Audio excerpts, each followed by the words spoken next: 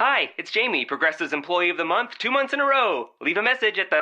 Hi, Jamie. It's me, Jamie. I just had a new idea for our song about the Name Your Price tool. So when it's like, tell us what you want to pay, hey, hey, hey, and the trombone goes, blah, blah, blah, and you say, we'll help you find coverage options to fit your budget. Then we just all do finger snaps while a choir goes, statements coming at ya, statements coming at ya. Yes? No? Maybe? Anyway, see your practice tonight. I got new lyrics for the rap break. Progressive Casualty Insurance Company and Affiliates. Price and coverage match limited by state law.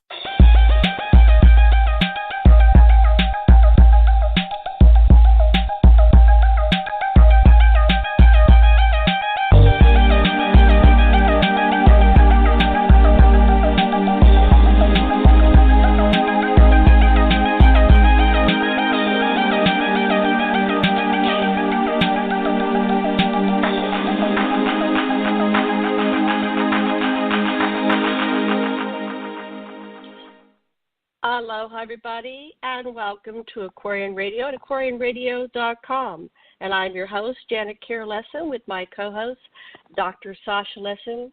And today we have a special guest. Her name is Jamie, and she is a Anunnaki Nephilim rh-negative blood researcher. And I'm going to get her on in just a minute here. I'm going to have to call her from the back end here, but let me read this.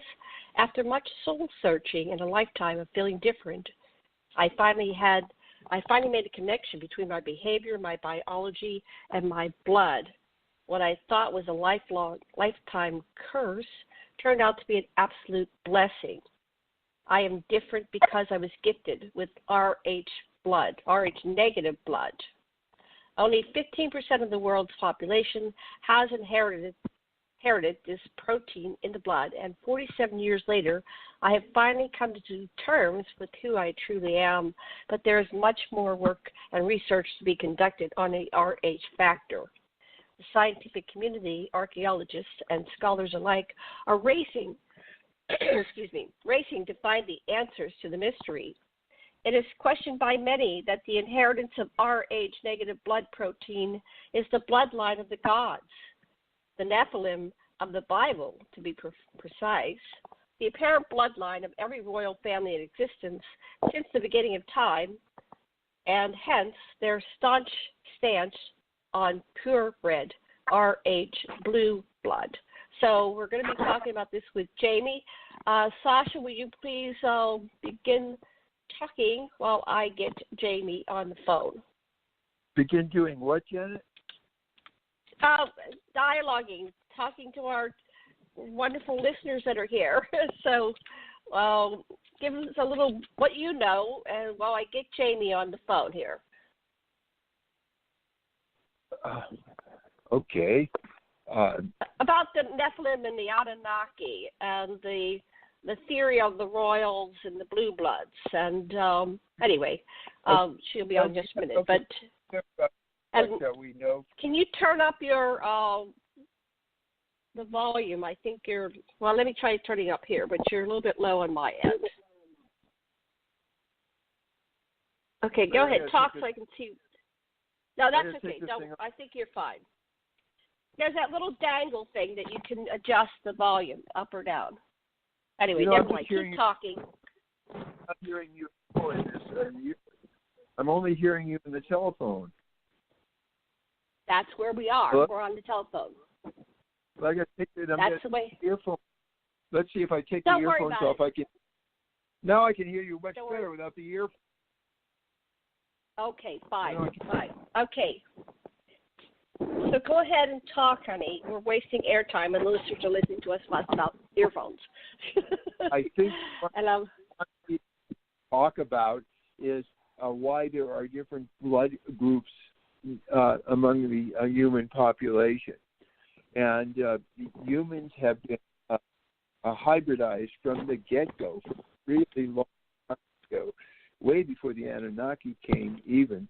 There had been a war between the Atlans and the Lemurians, the people that had lived in Atlantis and Lemuria. And okay, I've got my guest, so let's not go into that right just a second. Let me get the guest on, and then we'll start with the rh-negative bloodline discussion. Okay, hold on 1 second, please, while I click her on. S is in Sam, C is in Charlie, H is in Harry, ALL@gmail.com. Thank you. Okay. At the tone, please record your message. When you have finished recording, you may hang up or press 1 for more options. Okay, go ahead and talk about your story, and I will see what I can do about getting her online. I'm going to text her. Do you want me to talk, Janet, or do you want her to talk? Yes, now? please, because I can't do two things at once. What I was trying before to say is that the early settlers of the planet Earth, after its first two continents, Lemuria and Atlantis, came up, were the reptilians on Lemuria, who were about 1 million years before the Lyran humanoids, who settled Atlantis. And through a whole series of wars and settlements by other Lyran refugees, the Council of Hatona in the Andromeda group was held, and they decided that they would make a hybrid that could deal with this new planet and all the vigors that it had, and they made contributions from 12 humanoid groups and 1 reptilian group to make the basic proto-human from which most of us came. And this proto-human then was farmed out and trained in different areas. The reptilians chose to genetically engineer the brain stem so that our reflexes were for survival and fight or flight and that sort of thing.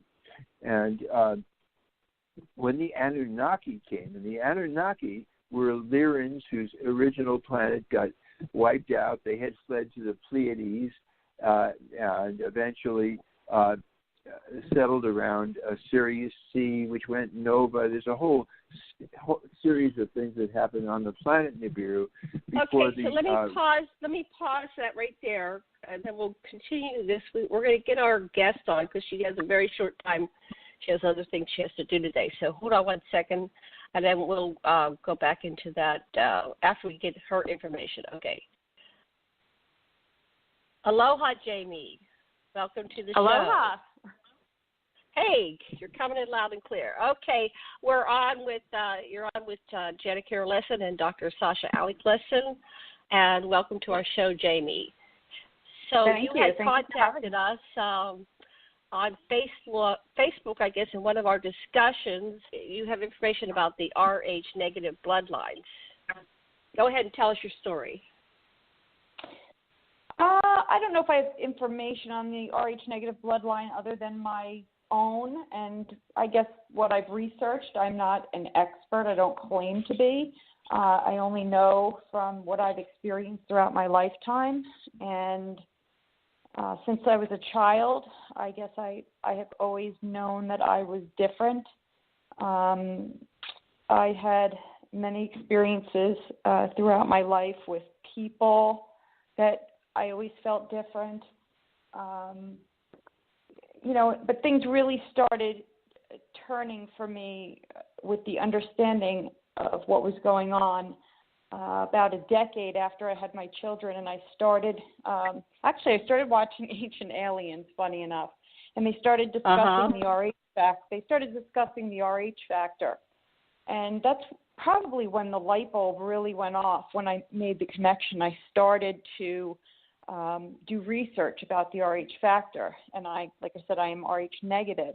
And when you have a baby, when you're pregnant with a child and you're RH negative, they have to give you a shot or shots of Rogam, because we, RH negative, who are only 15% of the world's population, will reject a fetus that is not also RH negative.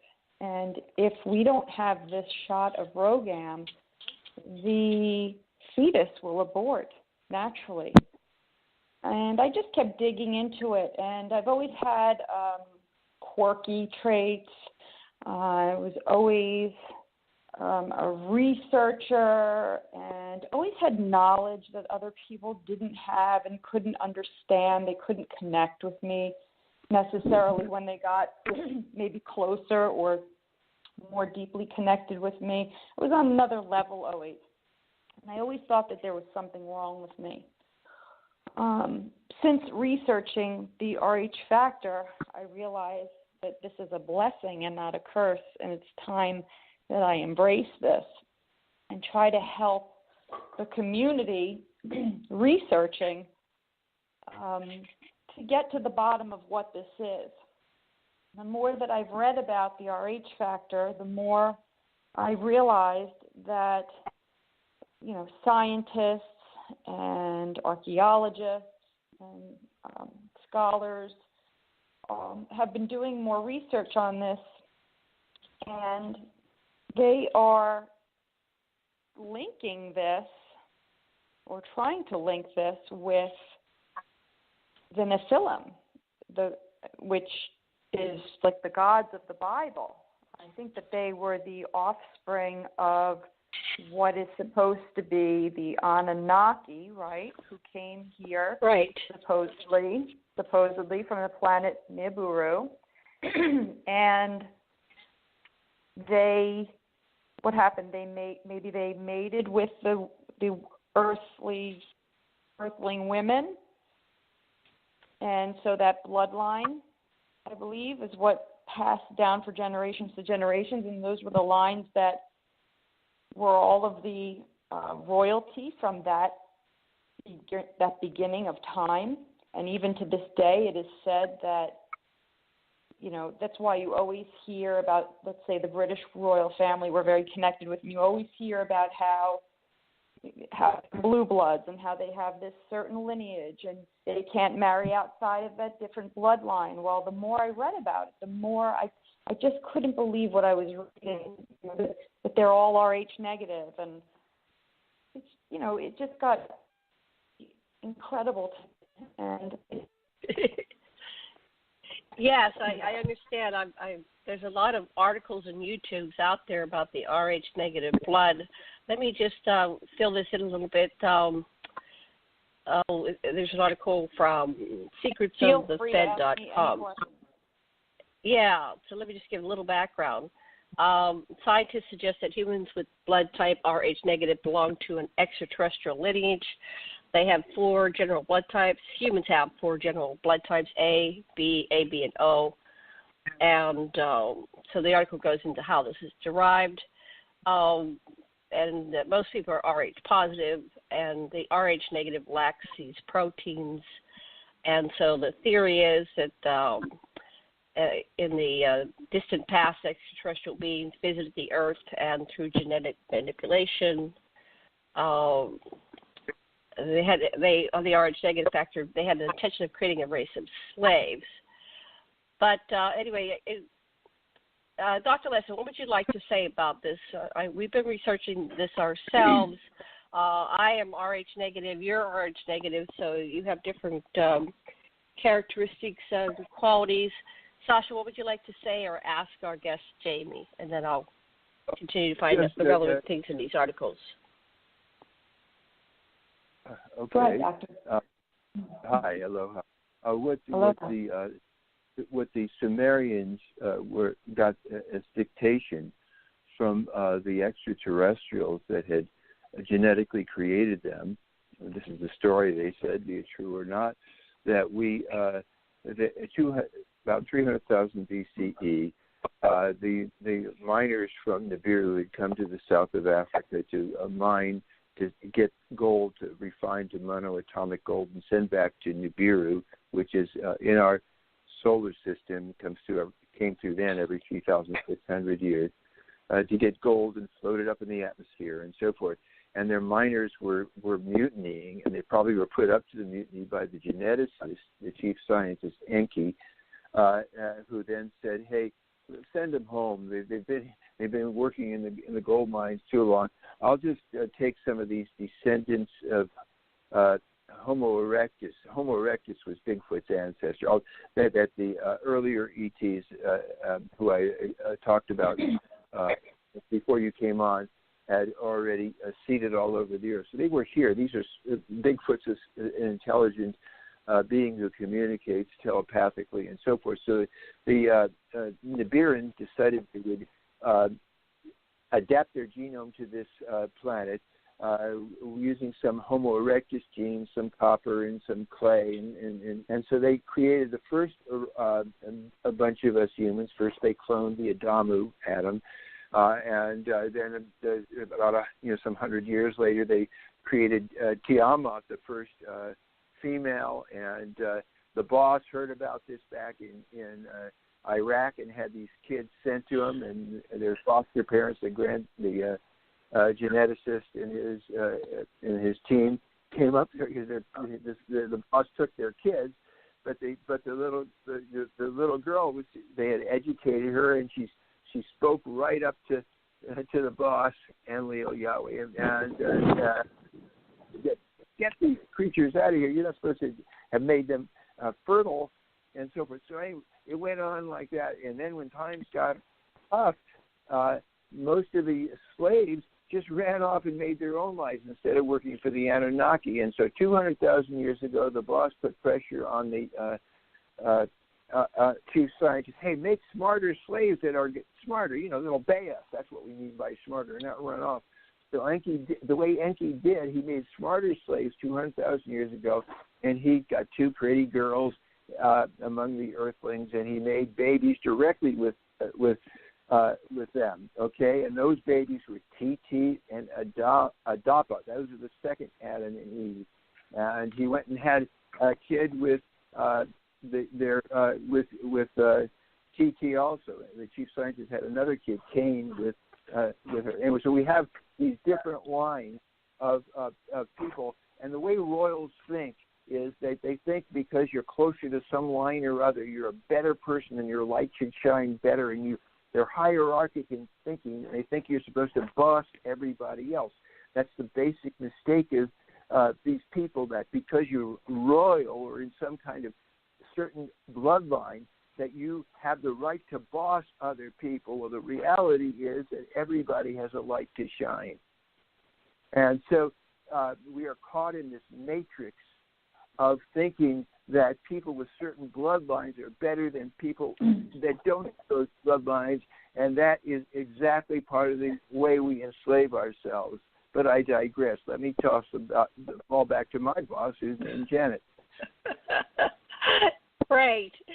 So, anyway, this whole royal thing, so what does it mean to be royal? Well, it's supposed to be descendants of the Anunnaki, and the descendants of the Anunnaki that have this rh-negative bloodline. So what the article continues to say is that the rh-negative strain is characteristic of the British royal family, and I think that, Jamie, you sent us a link with the different people, and it has several of the royals in there, Elizabeth and her husband and a bunch of other ones. So what do you know about this part of the puzzle?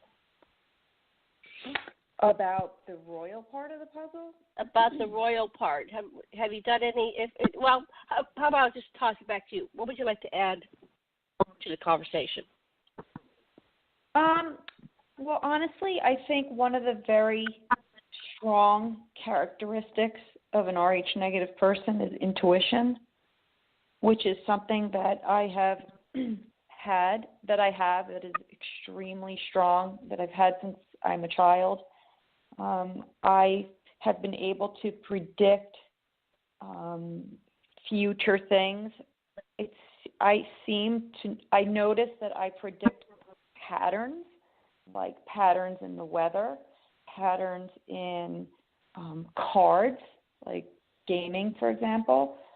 I could sit down, let's say, to a hand of blackjack, and I don't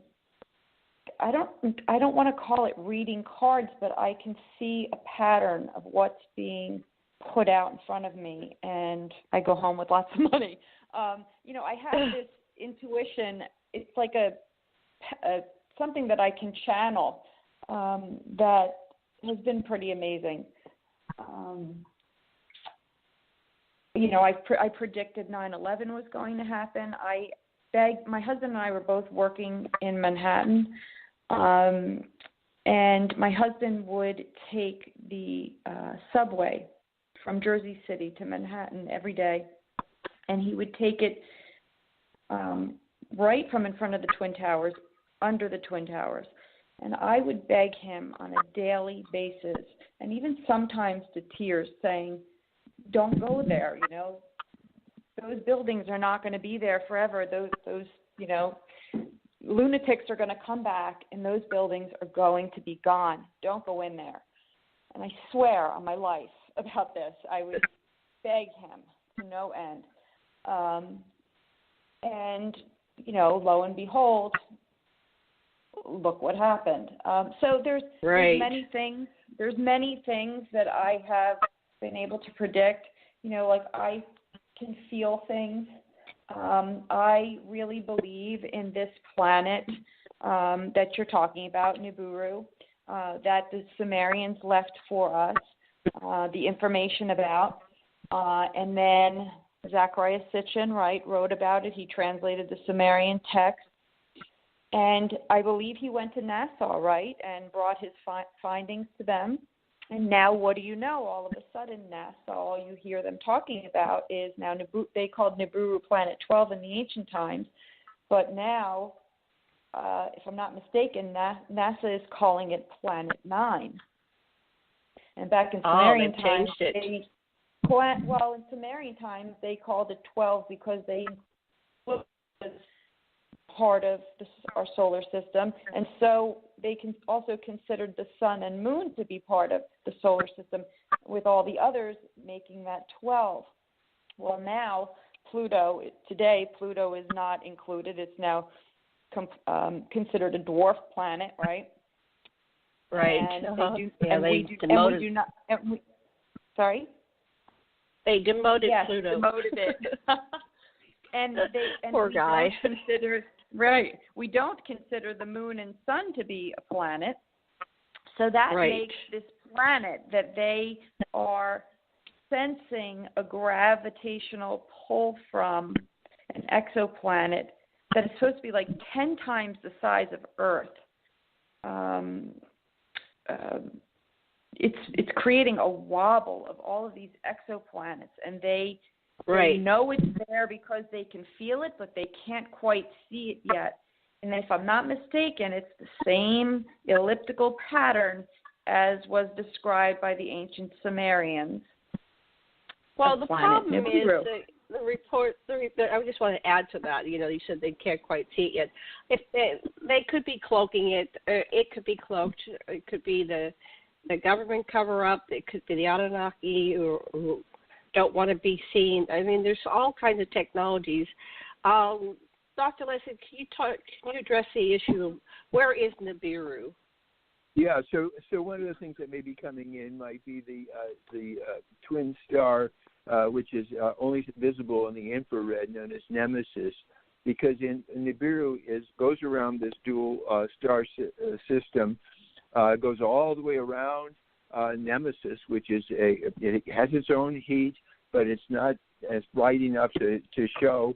And Harrington was probably assassinated when he confirmed that there's these bodies outside that are putting this pressure. But one of the planets that goes around Nemesis, and Nibiru never goes around Solaris. It never passes between Mars and Jupiter.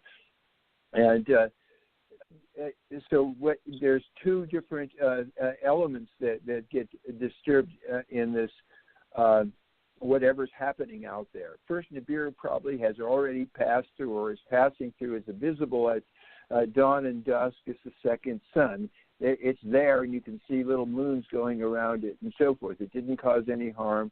There's a number of reasons why it didn't cause any harm, but there's this other body that's coming out, and it's a very complicated cosmology, and it's gone way beyond what's getting reported in the popular press. But there's two sets of asteroids. There's the Kuiper Belt, where an ancient planet named Maldek was blown to pieces. And there's a second group of asteroids where Tiamat, was the proto-Earth was struck by Nibiru as it came in and by its moons and knocked into its current place between Venus and Mars.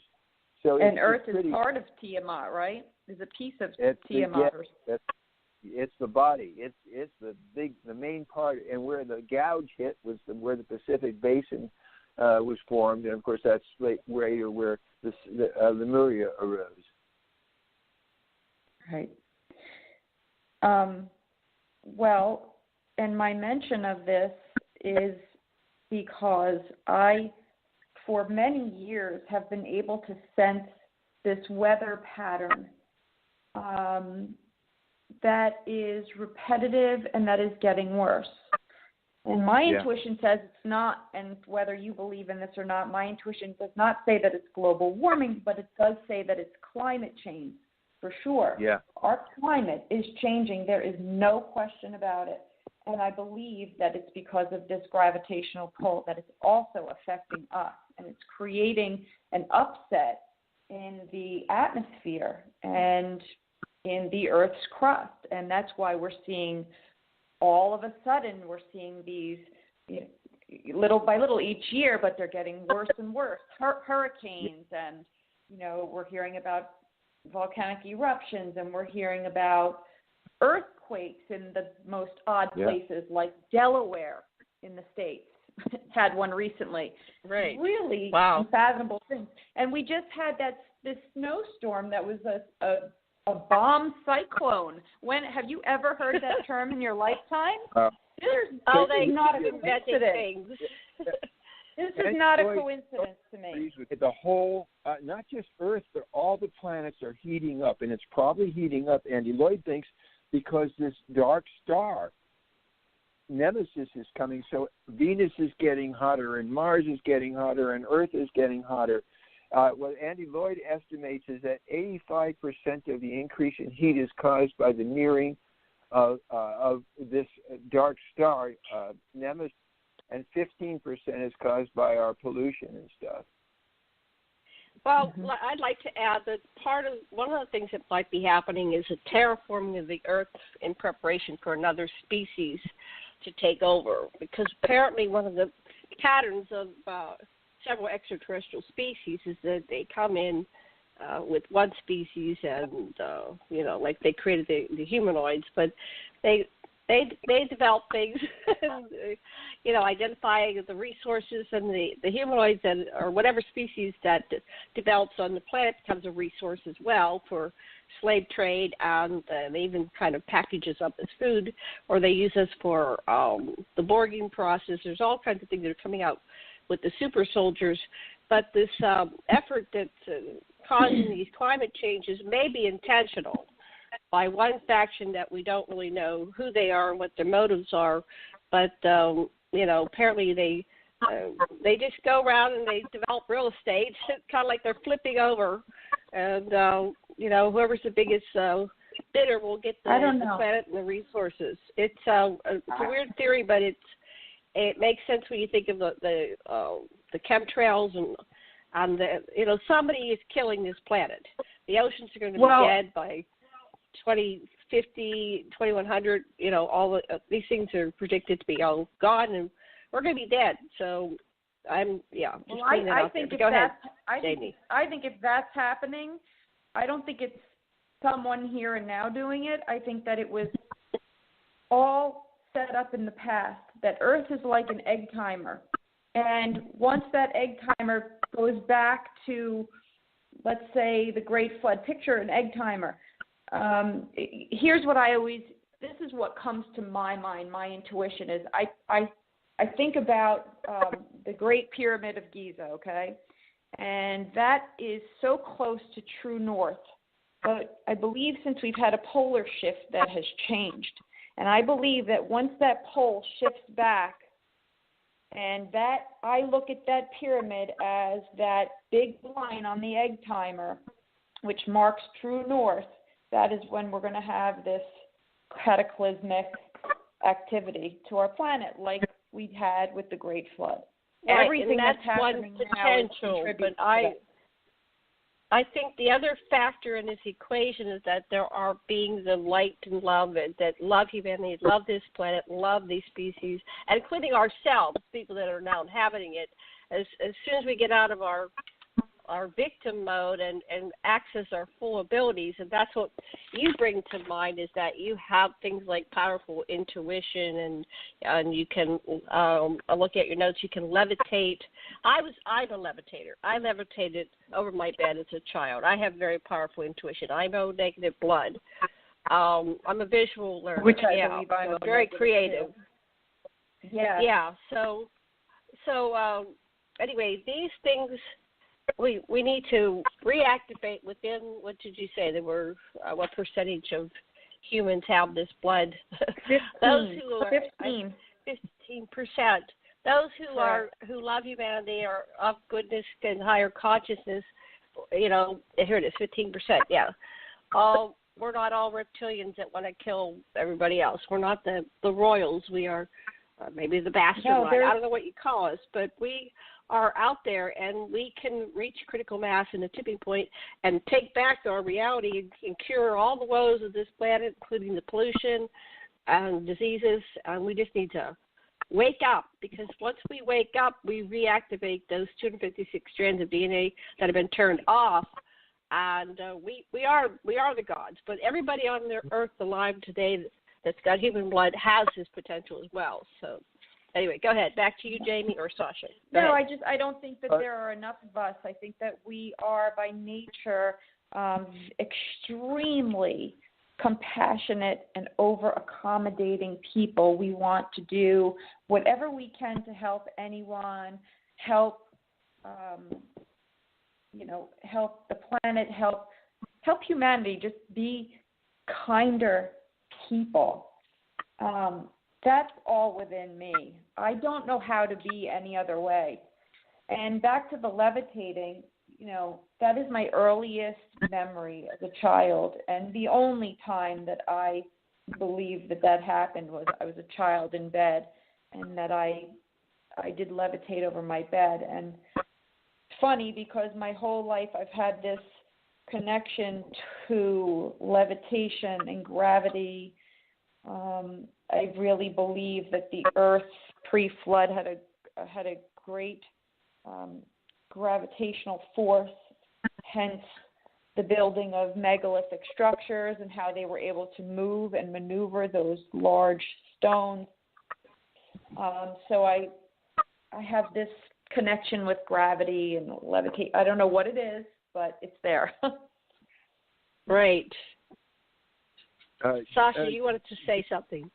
I want to go back to something that, in terms of your intuition or predictions of stuff, and that is, you said that when you felt your husband was threatened, you said it was because those nuts or those extremists would attack again, and yet my research makes me think it wasn't the extremists that attacked, but that this was a false flag that was perpetrated by the government. So I'm wondering whether that was the Fox News gloss, or whether that was what your initial intuition was, that it would be the Islamists that would try it.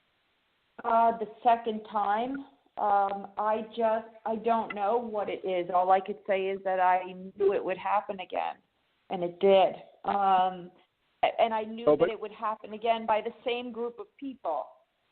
Oh. That they would be back. That these people were not going to.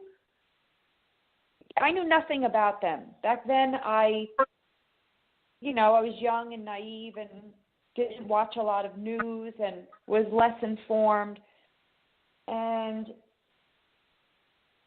really only heard what was going on day to day. Going to work or whatever. So this is within me. This was not pushed by any news or anything I was watching. It was what I was feeling. It was what I could feel. What happened that day of the Twin Towers? Did your husband take a different route? What happened? Well, this is actually kind of funny. We were both working in New York that day, So clearly I didn't know when it was going to come, but I knew it was coming. My husband we lived in Jersey City in an apartment while we were building our home in Pennsylvania. And my husband had a golf outing that day for work. So he was delayed getting to his train. He was actually watching the news as the first tower went down. But normally, where do you think he would have been? Under that in the danger path train. Wow. And then I feel like he cheated death twice because he also could have been in the city already. He had to pick up the guys for the golf outing in front of One World Trade Center. Why there? Oh, my never goodness. There except going into the subway. So it's almost as if he cheated death twice. Now, as for me, I was up through the subway and out onto the street when I turned around and looked down Fifth Avenue because everybody was looking. The city was completely silenced like you've never heard. And I turned around and saw what looked like the plume, the mushroom cloud of smoke. And I thought, what the hell is going on here? And Fifth Avenue is a bird's eye view was a bird's eye view for the Twin Towers, straight down, and you could see it down the whole length of Fifth Avenue.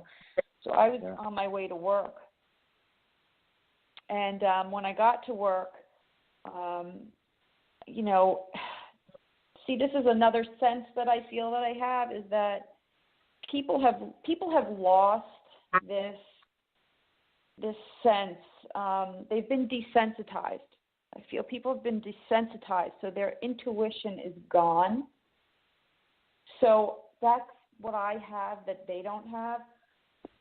When I got in the building for work, I immediately was ushering everyone to get together in the basement, and I was saying, we need to get downstairs because this might not be the first plane flying around that's going to hit these buildings. And I'm running around grabbing fire extinguishers. And I kid you not, flashlights, and there's some people ignoring me. And I'm saying to myself, what's wrong with these people? Like, clearly we're under attack. And this is no joke. This is very serious. And then next thing we know, because I guess there was maybe still internet access for a little bit at that time, shortly after the first plane hit, and we see that someone announces, "Oh my God, the second tower was hit," and there's people from my job standing outside smoking cigarettes and watching down the street, and for me it was, no, what are you doing? This is not, where's your intuition? Where is it to protect yourself? It wasn't there. So the next thing you hear about a third, plane crashes and so on. So I don't know where it comes from, but it's definitely some kind of natural higher power, I guess. I don't know what to call it. I'm not. Well, one thing it sounds like, Jamie, is like you're free of the time constraints of what's future and what's past and what's present. In a way, you're a time traveler when you're doing this kind of intuition or remote, something like that. Another way. That sounds right. Your Oddly future enough, self boasting back to you and telling you stuff that you need to know to survive. Yeah. And it's funny things like I've always had, since I'm a child, a great fear of drowning, although I'm this great swimmer and I'm on a lake every day because I'm a rower. And, as I know, it's crazy. And as I started, learning more about myself in this RH factor and started learning more about ancient history, which I have really gotten into, and the Great Flood, I'm like, oh my gosh, the Great Flood, like I have this connection with this, and I have this grave fear of drowning. And I really believe that there's a connection to that somehow. Do you remember any past lives where you drowned? Oof, I don't think so.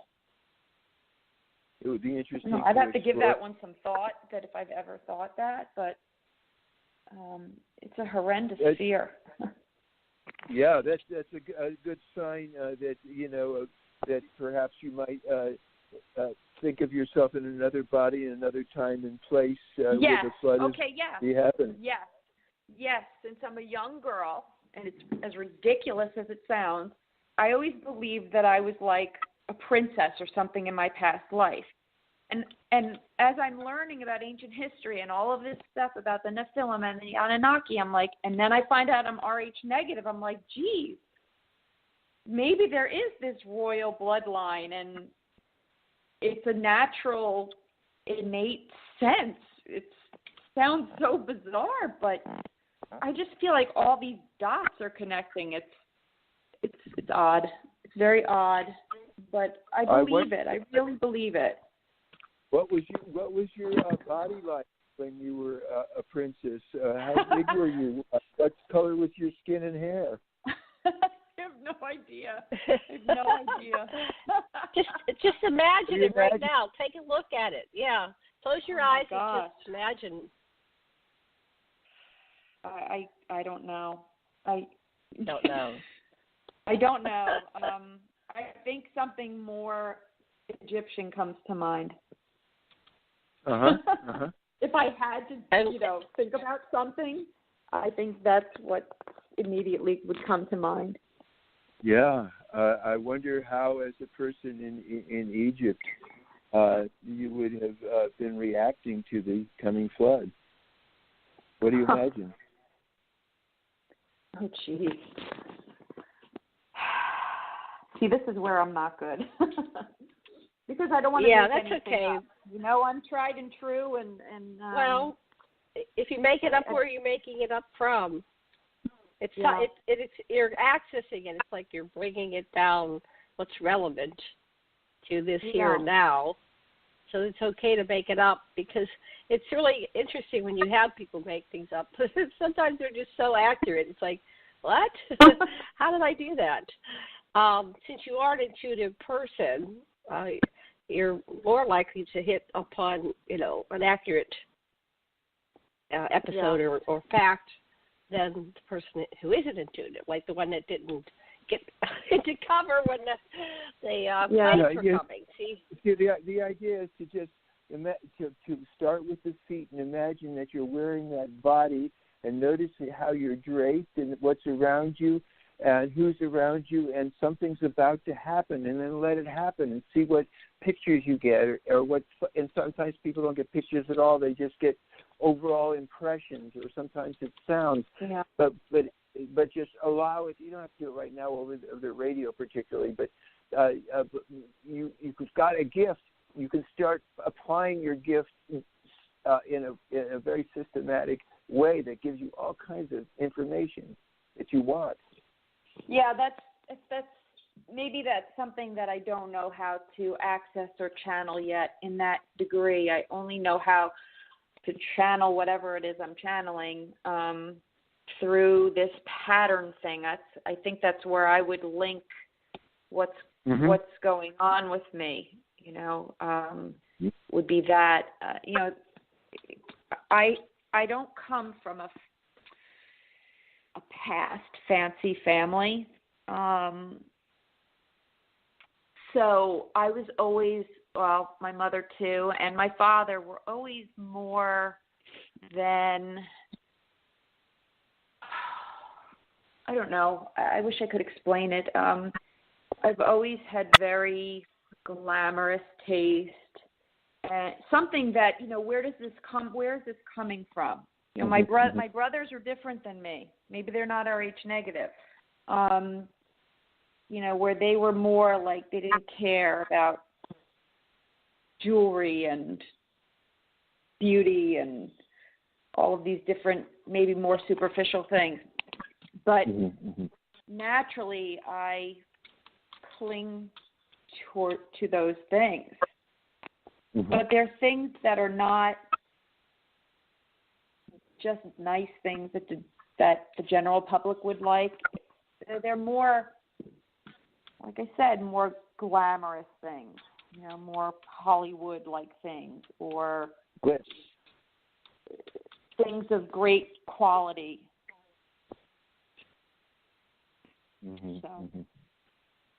So when you were, maybe that goes back to that.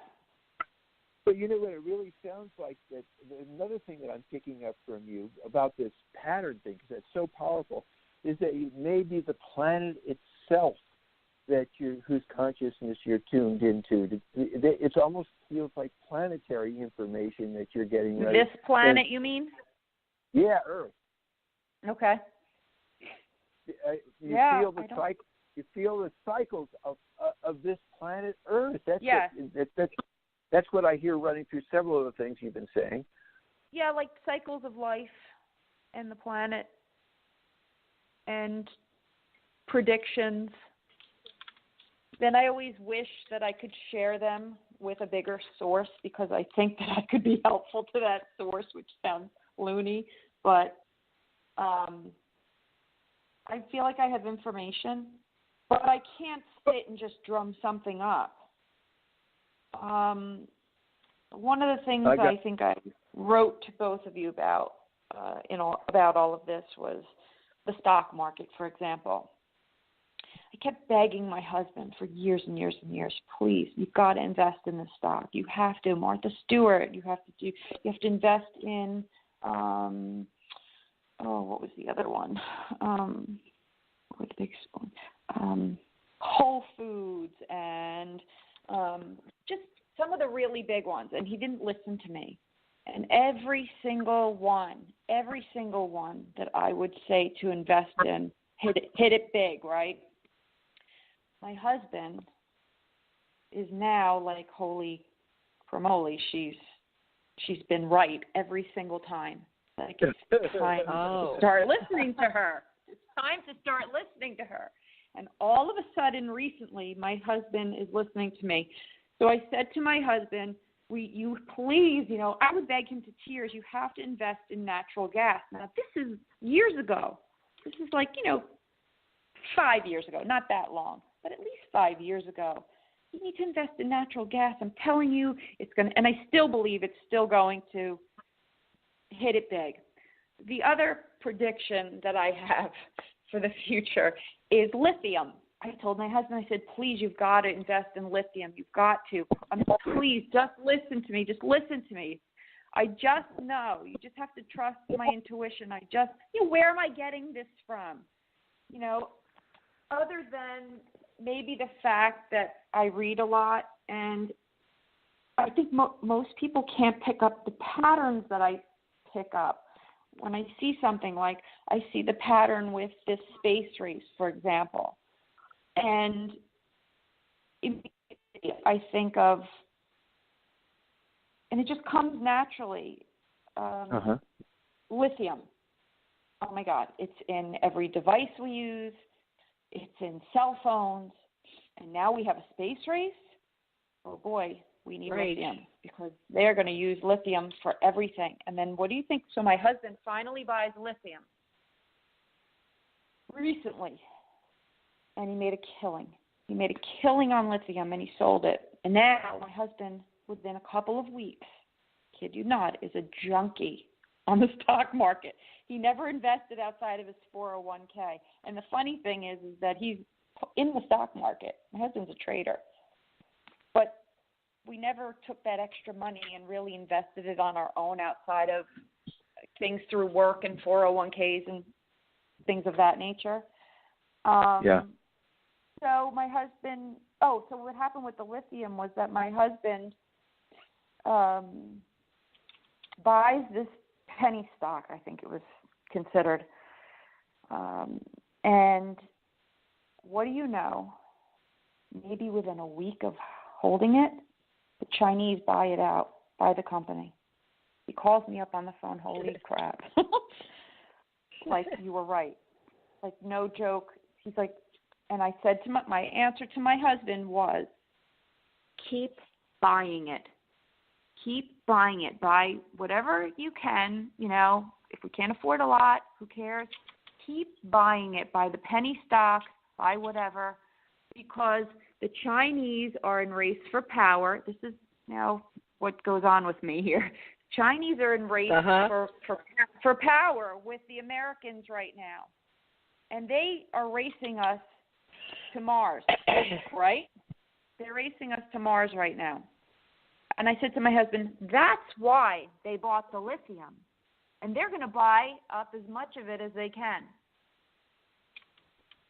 My husband just reinvested in another, maybe in the same company, or no, that's gone. So he must have invested in another company. So anyway, I don't know. There's just this gift. I don't know what it is. It's there. I think I could help people. You can't say to me, oh, what's going to happen to this? What's going to happen to that? That's not how my brain operates. It's a natural. Really, it's partly having to do with visual. Also, I'm an extremely visual person. I'm a visual learner. That's how I see patterns. If you try to teach me something technical that you're not writing down, maybe I'll grasp half of it. But not because I'm ignorant, but because I am creating the next big thing in my head visually or whatever I have going on in my brain. It's always going. And that's another trait of rh-negative is, there's high energy level. And, I do better on less hours of sleep. And it's just kind of interesting. There's dozens of traits. I think I made you a good list of all of these things that I have, these what I guess I would call now qualities with the rh-negative protein. I believe they're all connected. So I'm sitting here just Googling images on rh-negative, and, you talk about patterns. There's all these different patterns in the images. But I'm going to put these up on the website in just a few minutes here, and I invite you to go look at it, listeners. What's going on? Okay, we are running out of time. Let's quickly wrap this up. We can always do another show. We've got another appointment. Okay, go ahead, Sasha, wrap up. Really been great rapping with you and hearing some of the stuff you do, and I find you fascinating, and I know you're going to keep telling us more interesting things. Thank you for having me. I'm glad I could finally share some of my knowledge with people. So go out there and buy lithium. Yes. Well, Jamie, I encourage you to send me further links or images or articles, and write it up. Tell your story. I know you said something about you took these notes and you're going to write these up. It's a good way to start the book is to do a series of articles. Any one of us out there, we are potential researchers, and we need people to research these issues, these topics, because this is a big question. There was one that said, if we all are related, then how is it that, here it is, let me read this real quick. If mankind evolved from the same African ancestor, then everyone's blood would be compatible, but it's not. Where did the Rh-negatives come from? Why does the body of an Rh-negative mother carry an Rh-positive child, try to reject her own offspring? Humanity isn't one race, but a hybrid species. So my question, one final question was, did your mother have, how many children did your mother have?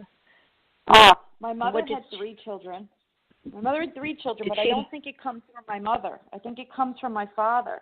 I think I think my father's mother, when my father was born, my father always told me this story. When he told all of us this story, and nobody really gave him any credit for it. I did. I believed every word of it, but my mother always downplayed it, and oh no, he didn't. But my father was born, he almost died at birth. He had to have a blood transfusion, I believe from his mother, and he was jaundiced as a baby. And, okay, well, something went wrong at birth, right? That's what we all thought throughout our lives. And then once I started doing all this research on Rh-negative, I recently finally said, oh my God, that's where the Rh-negative comes from, because I was reading about Rh-negative and they were saying that that's what happens if you don't have the RhoGAM shot, is that the proteins start attacking the baby turns jaundiced, they need to have an immediate blood transfusion or they die. And I said, holy cow, that was my father. So either my father's Rh-negative or one of his parents is. But then I started talking to my father's sister, and she knows everybody's blood type in the family, all her brothers and sisters, and even her mother and father. And she said, my mother was O-negative. She was a universal donor. I said, bingo. I guarantee you she's the Rh-negative in the family. And that's kind of what I've boiled it down to. All right, well, we've got to end now. I'm sorry I've got an appointment, but thank you so much, Jamie, for coming on. Thank you, listeners, for joining us today. And we will come back at you another time. And much love and blessings, and aloha. To you as well. Aloha. Thank you for having me. Yes, thank you. Have a great day. Bye-bye.